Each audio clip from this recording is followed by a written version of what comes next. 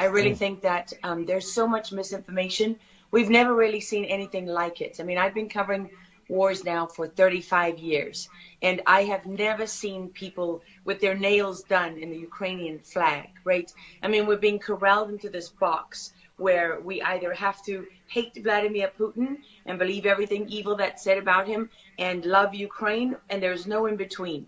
And that reminds me a lot of, you're either, you know, a white supremacist, or you go with the Democrat narrative on everything under the sun. So Vladimir Putin knew exactly what he was doing when he went into Ukraine. The Russian military isn't perfect. They, for example, I've spoken to multiple defense specialists and intelligence specialists from a Defense Intelligence Agency who've studied the Russian military for years. They do have a difficulty mounting complex air operations because they do very little training hours in comparison to, for example, the United States air assets, right, our fighter jet pilots. But Russia is not struggling. What Russia has done from the very beginning has been very strategic. They didn't go straight to Kiev. They went to all those bioweapons laboratories that are scattered all over the country. Some of them they built, so they know where they are. They've known where they are since the Soviet Union, because under the Defense Threat Reduction Program, we went in after the fall of the Soviet Union and supposedly turned those facilities from bioweapons labs into public health labs. Although, you know, these days it's hard to believe anything that our leaders tell us, because they've lied about COVID, they lied about Russia collusion, they lied about the Ukraine impeachment trial, and there's so much more going on in Ukraine that nobody is talking about. You see such dishonesty when it comes to the history of Ukraine. You see dishonesty when it comes to the Azov battalion, which is funded by the US and NATO. I mean, you can find pictures of them online holding up the NATO flag and the swastika at the same time. Their own emblem contains the black sun of the occult, which was a Nazi SS emblem.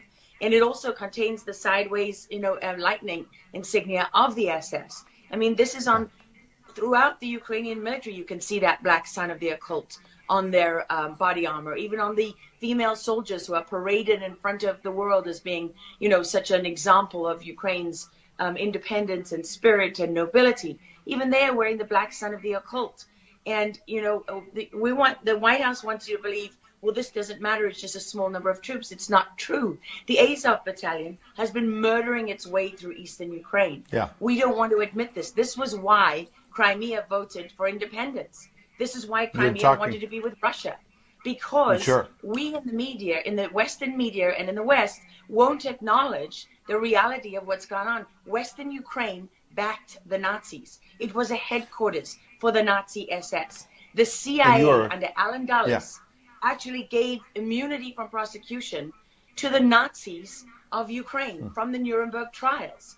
So there's a long history of the United States and our intelligence agencies funding and arming Nazis in Ukraine. These are not like new neo-Nazi groups that sprung up.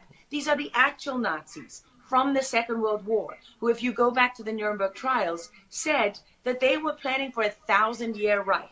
And so you have to really wonder, as you look at this, when you know that the CIA sponsored the color revolution in Ukraine in 2013 and 14, that they selected Ukraine's leaders, go to Victoria Nuland's leaked phone conversation where she and the U.S. ambassador are deciding who can lead Ukraine.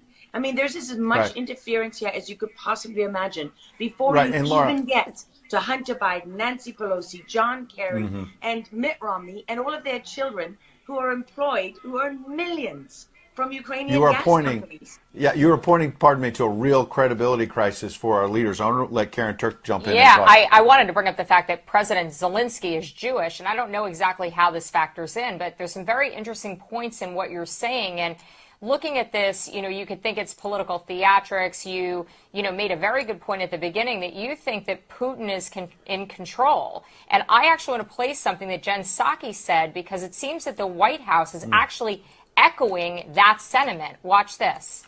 Well, the end game is really a question for President Putin. We have completely crushed his economy.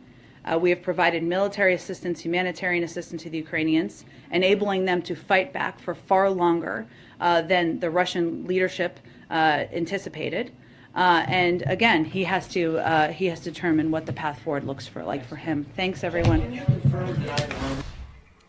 He's determining what this looks like. And I think that's a lot of what you said, Laura. I'd love to get your thoughts on that, what you just watched. What troubles me about the moment that we're in is that we have such a selective and a narrow reading of history. You know, President Zelensky may be Jewish, but he's not the only one in this who suffered during the Second World War, whose ancestors suffered, right? I mean, look at Putin. How many relatives did he lose in the siege of St. Petersburg? People don't know their history. They don't know what made Vladimir Putin. And I'm not I'm not defending him. I don't need to defend Vladimir Putin. My job as a journalist is to try to understand what is the truth here. I don't like being lied to.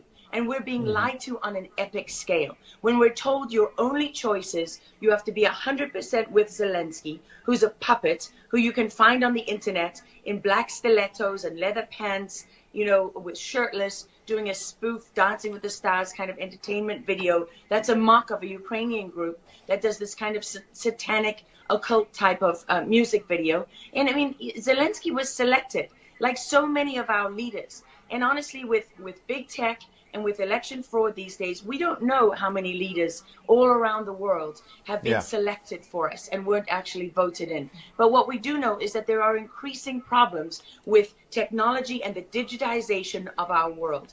Because look at what's happening with COVID. Look at what has happened globally. We are fighting the same battles all over the world. To pretend that this war is about Russia and Ukraine is just a barefaced lie.